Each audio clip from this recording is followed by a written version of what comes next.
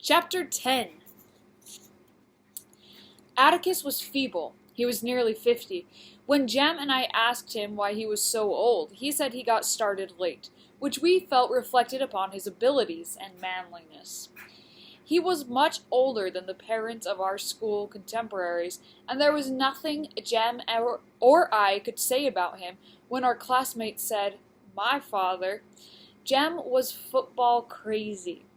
Atticus was never too tired to play keep-away, but when Jem wanted to tackle him, Atticus would say, "I'm too old for that, son."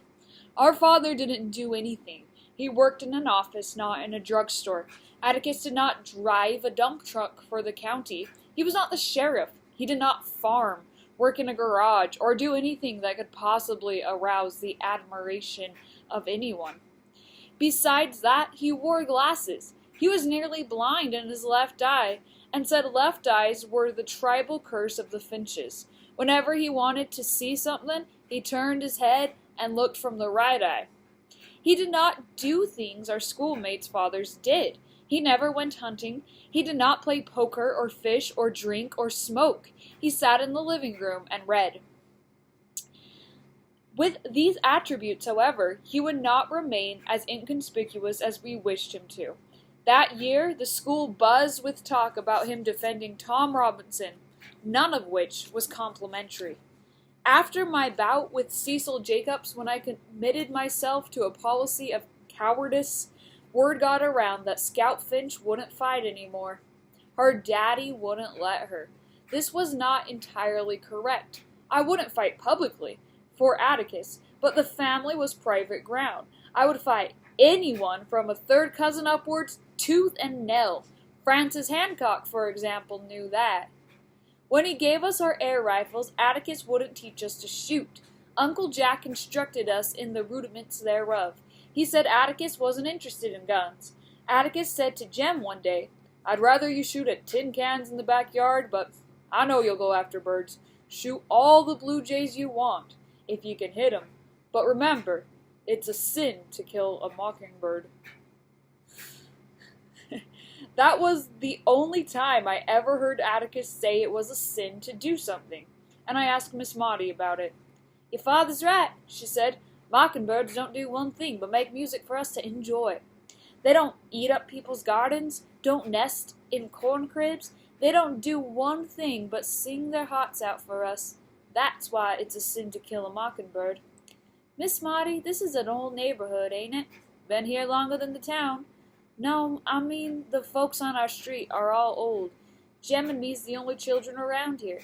Mrs. DeBose is close on 100, and Miss Rachel's old, and so are you, and Atticus." "I don't call 50 very old," said Miss Maudie tartly. "Not being willed around yet, am I? Neither's your father. But I must say Providence was kind enough to burn down that old mausoleum of mine. I'm too old to keep it up. Maybe you're right, Jean Louise. This is a settled neighborhood. You've never been around young folks much, have you?" "Yes'm, at school. I mean, grown-ups. You're lucky, you know. You and Jem have the benefit of your father's age. If your father was 30, you'd find life quite different." "I sure would. Atticus can't do anything." "You'd be surprised," said Miss Maudie. "There's life in him yet." "What can he do?" "Well, he can make somebody's will so airtight he can't anybody meddle with it." "Shoot." "Well, did you know that he's the best checker player in town? Why, down at Finch's Landing when we were coming up, Atticus could beat everybody on both sides of the river." "Good Lord, Miss Maudie, Jem and me beat him all the time." "It's about time you found out it's because he lets you. Did you know he can play a juice harp?" This modest accomplishment served to make me even more ashamed of him. "Well," she said. "Well, what, Miss Maudie?" "Well, nothing. It seems with all that you'd be proud of him. Can't everybody play a juice harp? Now keep out of the way of the carpenters. You'd better go home. I'll be in my azaleas and I can't watch you. Plank might hit you." Alright, pausing right here for a few things. One, we got the title. I told you it was coming. It's a sin to kill a mockingbird because they don't do anything but make music for us. Keep thinking about that line and why it was selected as the title of the book. There's some symbolism to it, which we'll keep thinking about as we read this book. Hopefully in person and not all online like this, but you know. Um, she's also talking about Atticus's accomplishments. He's good at checkers, he can play a harp, and none of this impresses Scout much, who thinks he's old and bored. Okay. I went to the backyard and found Jem plugging away at a tin can, which seems stupid with all the blue jays around. I returned to the front yard and busied myself for 2 hours, erecting a complicated breastworks at the side of the porch, consisting of a tire, an orange crate, the laundry hamper, the porch chairs, and a small U.S. flag Jem gave me from a popcorn box. When Atticus came home to dinner, he found me crouched down, aiming across the street. "What are you shooting at?" "Miss Maudie's rear end." Atticus turned and saw my generous target bending over her bushes. He pushed his hat on the back of his head and crossed the street. "Maudie," he called, "I thought I'd better warn you, you're in considerable peril." Miss Maudie straightened up and looked toward me. She said, "Atticus, you're a devil from hell." When Atticus returned, he told me to break camp. "Don't you ever let me catch you pointing that gun at anybody again," he said. I wish my father was a devil from hell. I sounded out Calpurnia on the subject. "Mr. Finch? Why, he can do lots of things." "Like what?" I asked. Calpurnia scratched her head. "Well, I don't rightly know," she said.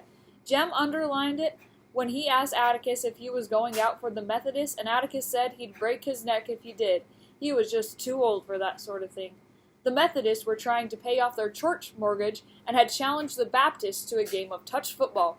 Everybody in town's father was playing, it seemed, except Atticus. Jem said he didn't even want to go, but he was unable to resist football in any form, and stood gloomily on the sidelines with Atticus and me watching Cecil Jacobs' father make touchdowns for the Baptists. One Saturday, Jem and I decided to go exploring with our air rifles to see if we could find a rabbit or a squirrel. We had gone about 500 yards beyond the Radley place when I noticed Jem squinting at something down the street. He had turned his head to one side and was looking out the corners of his eyes. "What you looking at?" "That old dog down yonder," he said. "That's old Tom Johnson, ain't it?" "Yeah." Tim Johnson was property of Mr. Henry Johnson, who drove the mobile bus and lived at the southern edge of town. Tim was a liver-colored bird dog, the pet of Maycomb. "What's he doing?" "I don't know, Scout. We better go home." "Ah, Jem, it's February." "I don't care. I'm going to tell Cal." We raced home and ran to the kitchen. "Cal," said Jem, "can you come down to the sidewalk a minute?" "What for, Jem? I can't come down the sidewalk every time you want me." "There's something wrong with an old dog down yonder." Calpurnia sighed. "I can't wrap up any dog's foot now. There's some gauze in the bathroom. Go get it and do it yourself." Jem shook his head. "He's sick, Cal. Something's wrong with him." "What's he doing? Trying to catch his tail?" "No, he's doing like this." Jem gulped like a goldfish, hunched his shoulders, twitched his torso. "He's going like that. Only, it's not like he means to." "Are you telling me a story, Jem Finch?" Calpurnia's voice hardened. "No, Cal, I swear I'm not." "Was he running?" "No, he's just moseying along. So slow, you can't hardly tell it. He's coming this way." Calpurnia rinsed her hands and followed Jem into the yard. "I don't see any dog," she said. She followed us beyond the Radley place and looked where Jem pointed. Tim Johnson was not much more than a speck in the distance, but he was closer to us. He walked erratically, as if his right legs were shorter than his left legs. He reminded me of a car stuck in a sand bed. Okay. So I gave you a little, bit of information on rabies. So I hope you looked at that, but here's a quick overview. Back in these days, there wasn't the vaccine against rabies, so it was more common for animals to get it, and it's always a death sentence. So there's no way to save the life of an animal that has rabies. They're going to die. Before they do that, though, they get acting weird, and they might attack other animals or even people and transmit rabies to them. So, just so you know, there's no saving this dog's life as we go into the rest of this chapter. Okay. "He's gone lopsided," said Jem. Calpurnia stared, then grabbed us by the shoulders and ran us home. She shut the wood door behind us, went to the telephone and shouted, "Give me Mr. Finch's office." "Mr. Finch?" she shouted. "This is Cal. I swear to God there's a mad dog down the street a piece. He's coming this way. Yes, sir, he's..." Mr. Finch? I declare he is. Old Tim Johnson. Yes, sir. Yes, sir. Yes.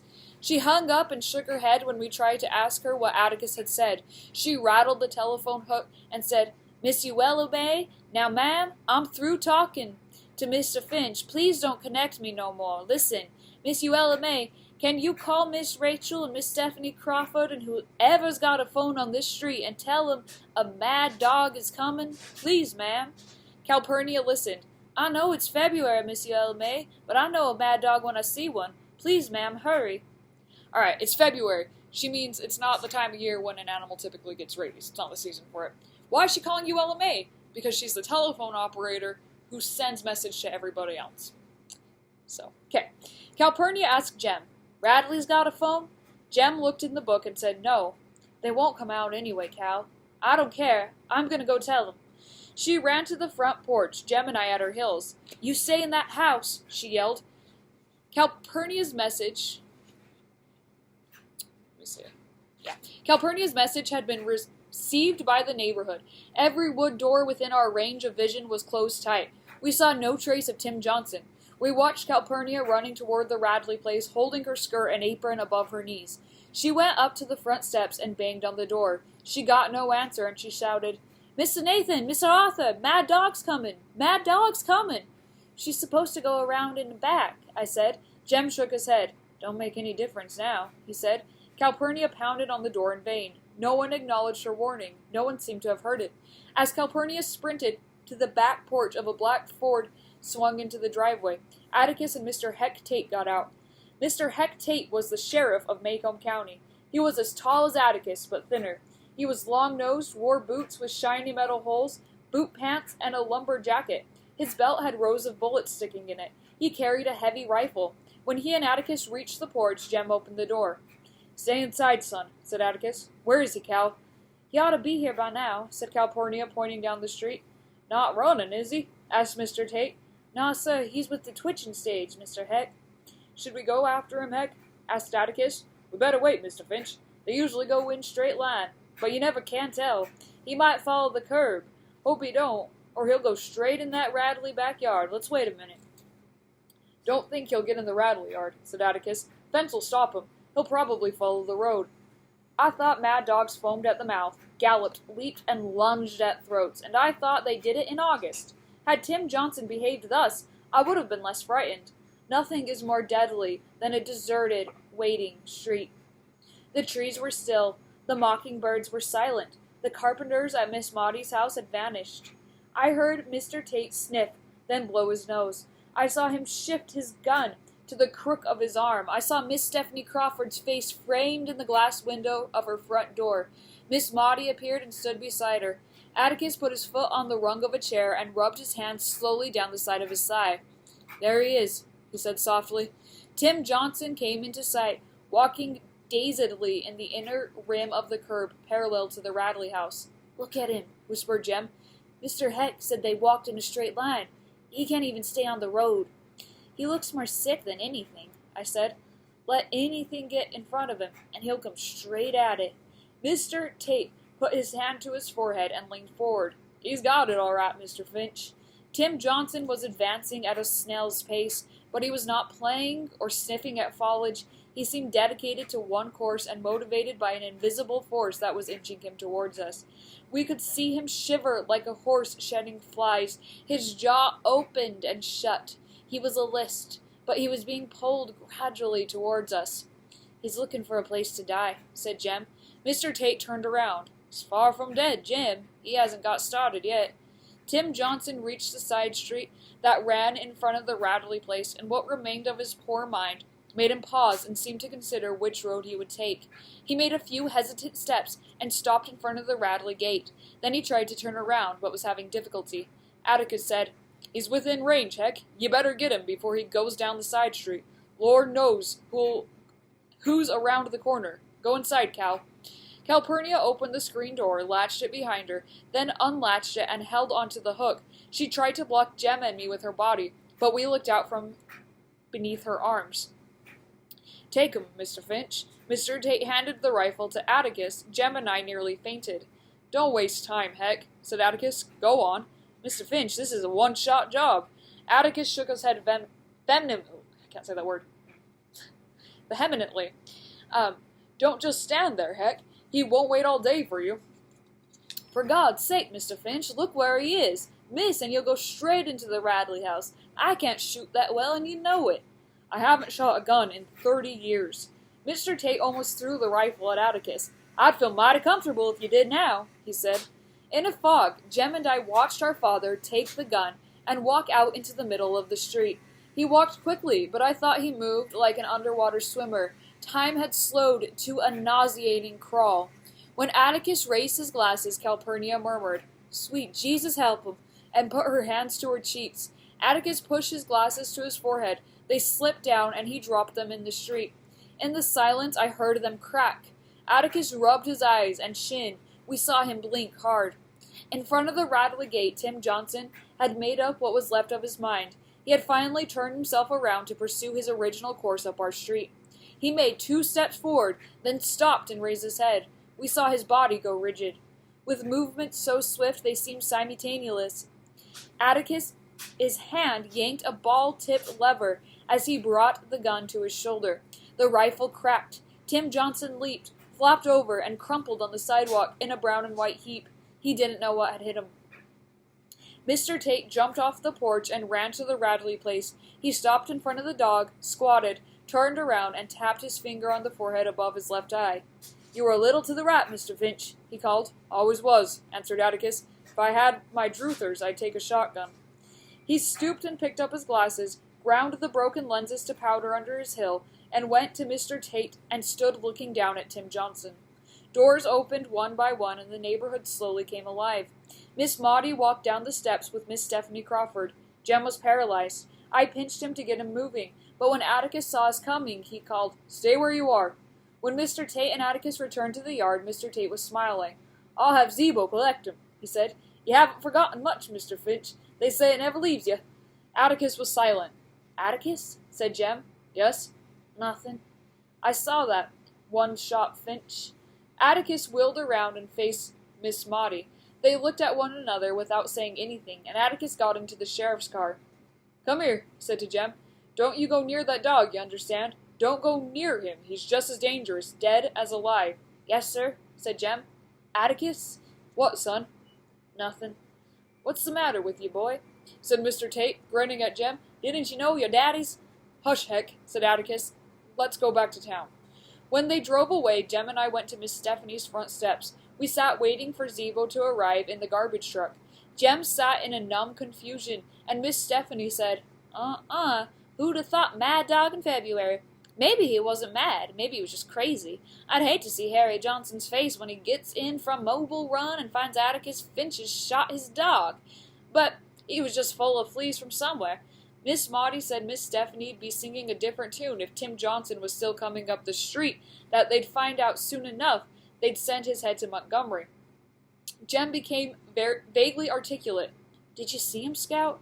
Did you see him just standing there, and all of a sudden he just relaxed all over, and it looked like that gun was part of him, and he did it so quick, like, I have to aim in 10 minutes before I can hit something." Miss Maudie grinned wickedly. "Well now, Miss Jean Louise," she said, "still think your father can't do anything? Still ashamed of him?" "No," I said meekly. "Forgot to tell you the other day that besides playing Jew's harp, Atticus Finch was the deadest shot in Macomb County in his time." "Dead shot," echoed Jem. "That's what I said, Jem Finch. Guess you'll change your tune now." "The very idea. Didn't you know his nickname was Old One-Shoot when he was a boy? Why, down at the landing when he was coming up, if he shot 15 times and hit 14 doves, he'd complain about wasting ammunition." "He never said anything about that," Jem muttered. "Never said anything about it, did he?" "No." "Wonder why he never goes hunting now," I said. "Maybe I can tell you," said Miss Maudie. "If your father's anything, he's civilized in his heart. Marksmanship's a gift of God, a talent. Oh, and you have to practice to make it perfect, but shooting's different from playing the piano or the like. I think maybe he puts his gun down when he realized that God given him an unfair advantage over most living things. I guess he decided he wouldn't shoot till he had to, and he had to today. Looks like he'd be pretty proud of it," I said. "People in their right minds never take pride in their talents," said Miss Maudie. We saw Zebo drive up.